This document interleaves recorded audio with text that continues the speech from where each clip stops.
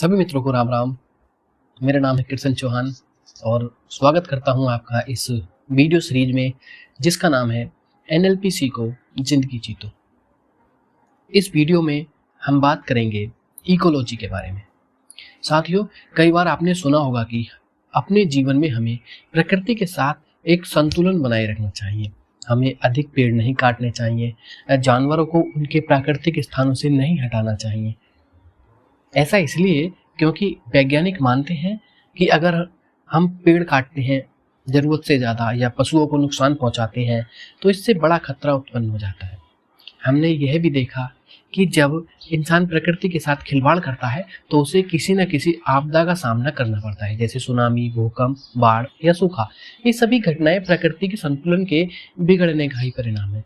वैज्ञानिक इसलिए कहते हैं कि हमें एक इको बैलेंस को बनाए रखना चाहिए, यानी इकोलॉजी को बनाए रखना चाहिए। अब यही इकोलॉजी की बात एनएलपी यानी न्यूरो लिंग्विस्टिक प्रोग्रामिंग में भी की जाती है और यह बहुत महत्वपूर्ण है क्योंकि एनएलपी एक ऐसी टेक्नोलॉजी है जिससे हम चेंज या परिवर्तन लाते हैं। जब भी हमारे व्यवहार या दृष्टिकोण या सोच में कोई परिवर्तन आता है उसका कोई ना कोई परिणाम हमारे सामने जरूर आता है। यह परिणाम हमारे जीवन में कहीं ना कहीं किसी संतुलन को प्रभावित करता है। उदाहरण के लिए समझे, मान लीजिए आपने धूम्रपान या स्मोकिंग शुरू कर दिया तो इससे क्या होगा?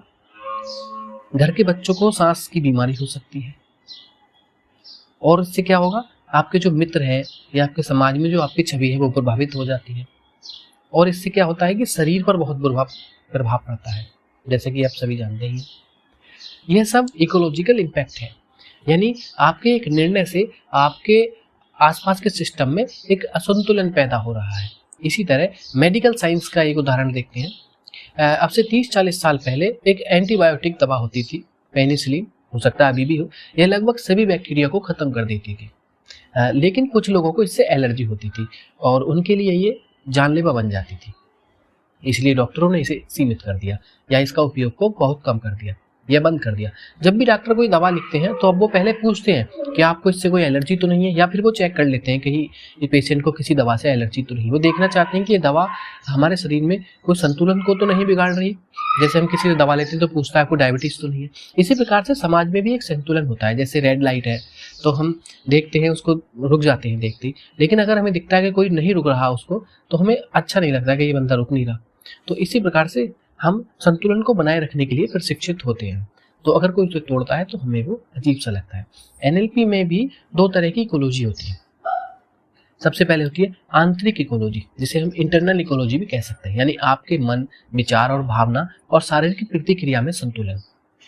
और दूसरी है बाहरी इकोलॉजी, या जिसे हम एक्सटर्नल इकोलॉजी कह सकते हैं, यानी आपके निर्णय से आपके परिवार, समाज या आसपास के लोगों पर पड़ने वाले जो प्रभाव है उनको हम एक्सटर्नल इकोलॉजी कह सकते हैं। जब भी आप एनएलपी के माध्यम से कोई बदलाव लाते हैं या दोनों तरह की इकोलॉजी पर ध्यान देना जरूरी होता है इस समय पे। तो अब कुछ जरूरी सवाल देख लेते हैं कि अगर मैं किसी परिणाम को पाता हूँ तो क्या मुझे इस प्रकार की अंदरूनी बेचैनी होगी? मुझे किस प्रकार का गिल्ट का सामना करना पड़ेगा?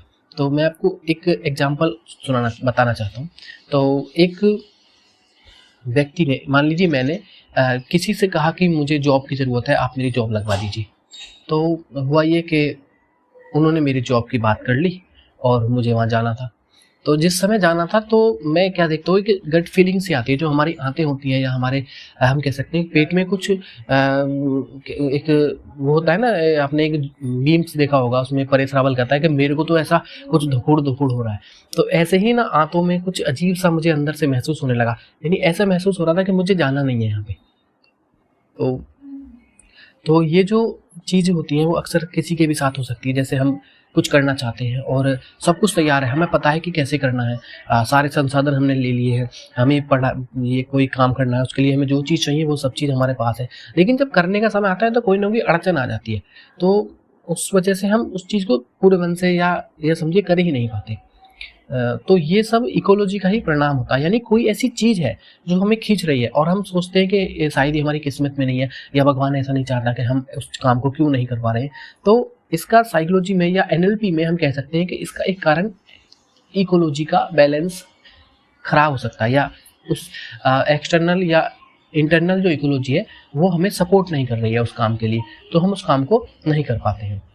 जैसे मान लीजिए अगर मैं कोई काम कर लेता हूँ या किसी काम को परिणाम को पाना चाहता हूँ, तो मुझे किस प्रकार की अंदरूनी बेचैनी हो सकती है, इस बारे में हमें किसी भी काम के बारे में सोचना चाहिए।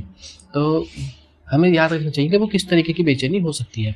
तो क्या मुझे किसी गिल्ट या डर का सामना करना पड़ेगा? ऐसे सवाल हम पूछ सकते हैं। क्या मेरी नींद खराब होगी? कोई नकारात्मक संवाद मेरे भीतर शुरू होगा अगर हम कहीं पे कुछ हाँ, तो अगर ऐसा होता है तो उसका मतलब ये है कि आंतरिक इकोलॉजी आपकी मदद नहीं कर रही। जैसे मैंने बताया ना, जॉब के समय पे मुझे ऐसा कुछ महसूस हो रहा था कि नहीं जाना चाहिए, अजीब सा महसूस हो रहा था। तो बात करते हैं बाहरी इकोलॉजी की, कि आपके निर्णय से आपके जीवन में जो महत्वपूर्ण लोग हैं उन पर क्या प्रभाव पड़ेगा, तो उन्हें ये निर्णय कैसा लगेगा, तो ये भी हमें देखना होता है। तो एनएलपी में ये बहुत महत्वपूर्ण है कि हम जो निर्णय लेते हैं उससे अंदर और बाहर क्या परिणाम हो रहा है। जब भी कोई व्यक्ति निर्णय ले रहा हो तो 3 चीज़ों पर विचार करें। अगर मैं यह काम करता हूँ तो इससे मेरे लिए क्या फ़ायदे हैं, तो मेरे लिए गेन्स क्या हैं जीवन में, इसमें मेरे नुकसान क्या हो सकते हैं, या ये दूसरा क्वेश्चन है, यानी मेरे पेन्स क्या हैं। अगर मैं कुछ नहीं करता, जैसा हूँ वैसा ही रहता हूँ, तो उसके क्या परिणाम होंगे, है ना। मान लीजिए मैं कहीं जॉब ही नहीं करता, तो इसका भी हो सकता है मुझे कुछ फ़ायदा मिल रहा हो, जब भी तो नहीं कर रहा। तो अगर आपको किसी काम को करने में अंदर से खुशी नहीं मिल रही है, बाहर के लोग नकारात्मक प्रतिक्रिया दे रहे हैं, तो ये आपकी इकोलॉजी के अनुकूल नहीं है। और जब आपकी आंतरिक और बाहरी इकोलॉजी पूरी तरह से आपके साथ होती है, तब आपको एकता यानी कॉन्ग्रुएंस की अनुभूति होती है, यानी मन, वचन और कर्म तीनों एक दिशा में होते हैं। और जब ये एकता नहीं होती, तब हम इनकॉन्ग्रुएंस की स्थिति में होते हैं, यानी अंदर कुछ और बाहर कुछ और। तो इसके साथ, तो अगली बार जब भी आप कोई निर्णय लें तो एनएलपी का उपयोग करें, तो इन 2 सवालों को जरूर पूछें। तो पहला सवाल है, क्या मेरी आंतरिक इकोलॉजी इस निर्णय का समर्थन कर रही है, जो भी मैं निर्णय लेता हूँ जॉब का या कलेक्टर बनने का, जो भी है। और दूसरा ये कि क्या मेरी बाहरी इकोलॉजी इस निर्णय का समर्थन कर रही है। और यदि दोनों सवालों के जवाब हाँ हैं, आपका परिवर्तन स्थायी और शक्तिशाली होगा। तो दोस्तों, इस वीडियो में हमने इकोलॉजी के बारे में जाना, और इससे हमें यह पता चला कि हम अपने जीवन में किसी निर्णय को लेके उसे पूरा क्यों नहीं कर पाते हैं। क्योंकि जाने अनजाने में अगर हमने कोई निर्णय लिया, मान लीजिए मैं सोचता हूँ कि मैं आईएएस की परीक्षा निकालूंगा, और मैंने सारी किताबें खरीद ली और सब ट्यूटोरियल देख ली कि मुझे किस तरह से पढ़ाई करनी है और कितनी पढ़ाई करनी है। लेकिन जब पढ़ने बैठूंगा तो मुझे याद आएगा, यार भूख लग रही है, खा लेता हूँ। तो ये सब चीज़ें जब भी आती हैं जब हमारी आंतरिक या बाहरी इकोलॉजी में कोई परेशानी आ रही होती है, यानी कुछ गड़बड़ होती है, जब हम एक रूपता में नहीं होती, जब हम कॉन्ग्रुएंस नहीं होते, जब हम इनकॉन्ग्रुएंस होते हैं, तभी इस तरीके की समस्या आती है। ये समस्या क्यों आती है, इनके पीछे कारण होता है हमारा माइंड। ये चीज़ हमें उस तरफ ले जाता है।